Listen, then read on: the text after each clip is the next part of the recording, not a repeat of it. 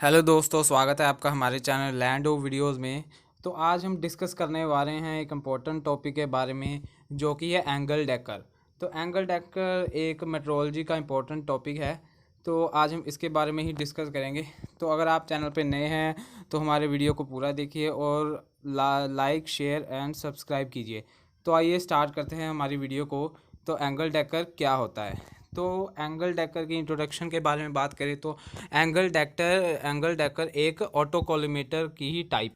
Angle decker जो है, हम एंगल डेकर को यूज़ करते हैं किसी भी सरफेस की एंगल को नापने के लिए। अपने वर्कपीस के एंगल को नापने के लिए हम एंगल डेकर का यूज़ करते हैं।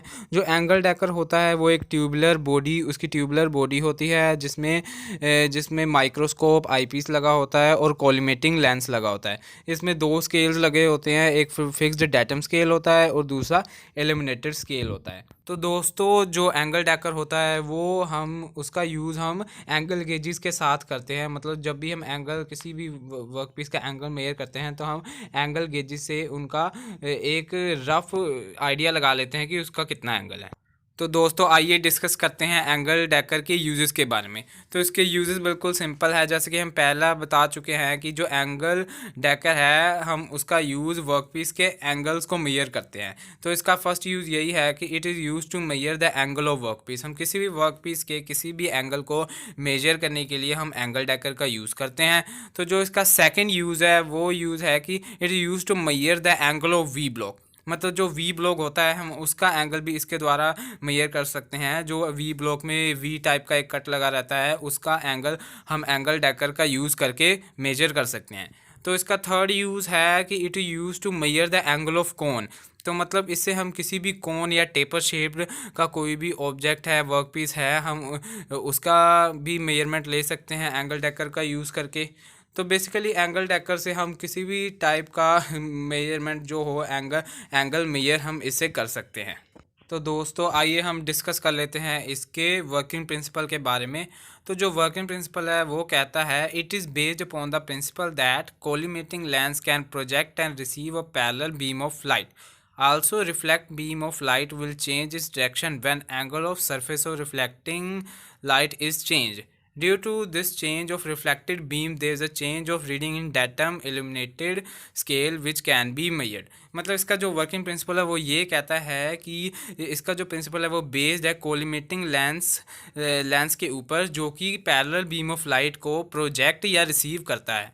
तो जो इसमें जो रिफ्लेक्टेड बीम ऑफ लाइट होती है, जो लाइट रिफ्लेक्ट करती है किसी भी सरफेस के ऊपर से, तो वो बीम ऑफ लाइट जो वो डिपेंड करती है कि वो सरफेस कौन से एंगल पे मुड़ा हुआ है। अगर वो सरफेस किसी एंगल पे झुका होगा तो जो लाइट की बीम है वो भी उसी एंगल पे झुक जाएंगी, जिससे जो भी इस लाइट की रिफ्लेक्शन में चेंज आएगा वो आगे डेटम और इल्यूमिनेटेड स्केल में हमको नज़र आएगा।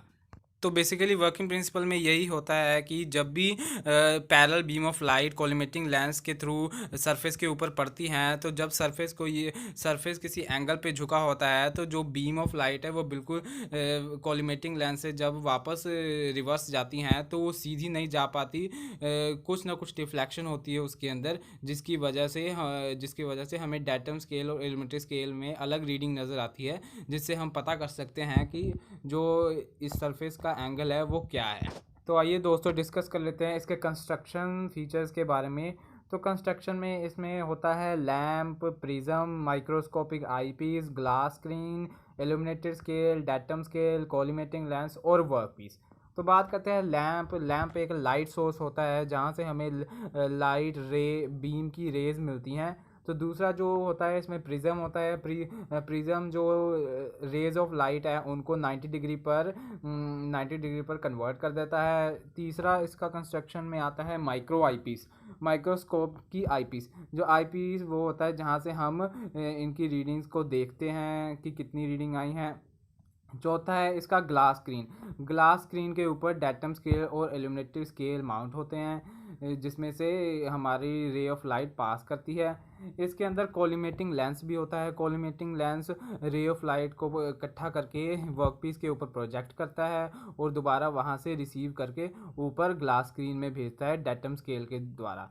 तो इसमें अगला जो होता है कंस्ट्रक्शन में वो उसका वर्क पीस होता है। वर्क पीस हम यूज़ करते हैं, जो जिस भी वर्क पीस का हमें एंगल मेजर करना है तो हम उसको हम यूज़ करते हैं इसमें। तो बात करते हैं आगे इसके डेटम स्केल के बारे में और एलिमिनेटेड स्केल के बारे में। तो जो डेटम स्केल होता है वो एक फिक्स्ड स्केल होता है और वो इसमें हॉरिजॉन्टली प्लेस होता है, हॉरिजॉन्टल स्केल होता है, आप इमेज में भी देख सकते हैं। और अगला जो स्केल होता है वो एलिमिनेटेड स्केल है। एलिमिनेटेड स्केल एक वर्टिकल स्केल होता है जिसके अंदर हमें रीडिंग्स होते हैं। तो ये दो हमारे पास बेसिकली दो स्केल्स होते हैं एंगल डेकर में। तो दोस्तों आइए डिस्कस कर लेते हैं एंगल डेकर के वर्किंग के बारे में। तो ये वर्क कैसे करता है, इसकी वर्किंग बिल्कुल सिंपल है। तो एंगल डेकर की वर्किंग के बारे में डिस्कस करते हैं। जब भी हम लैम्प से लाइट को पास करते हैं तो ये प्रिज्म में से 90 डिग्री पे कन्वर्ट होके कोलिमेटिंग लेंस में जाता है। तो जब वो rays of light collimating lens में इकट्ठे होके जाती हैं तो कोलिमेटिंग लेंस उन जो रेज ऑफ लाइट है उनको एक जगह पे इकट्ठी करके वर्कपीस के ऊपर डालता है। तो अगर वर्कपीस का सरफेस थोड़ा सा भी टिल्ट या कोई फ़र्क होता है उसमें तो जो रेज़ हैं उनमें भी थोड़ा बहुत डिफ्लेक्शन पड़ जाता है, जिसकी वजह से जब कोलिमेटिंग लेंस में से वो रेज़ दोबारा रिफ्लेक्ट करके रिवर्स ऊपर जाती हैं ग्लास स्क्रीन के पास, तो वहाँ पे जो डेटम स्केल लगा होता है और एलिमिनेटेड स्केल लगा होता है वहाँ पे हमें कुछ ना कुछ रीडिंग शो होती है।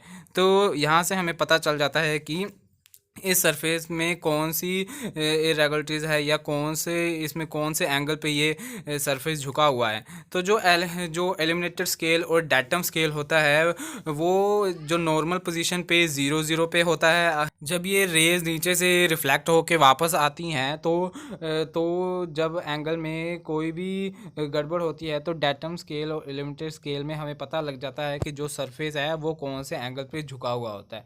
तो जो एंगल डेकर है उसकी रीडिंग्स हमें मिनट्स में मिलती हैं। तो जो भी रीडिंग हमारे आती है वो हमारे पास मिनट्स में आती है। तो दोस्तों आज की वीडियो में बस इतना ही। अगर वीडियो अच्छा लगा हो तो लाइक कीजिए, शेयर कीजिए और सब्सक्राइब कीजिए। Thank you.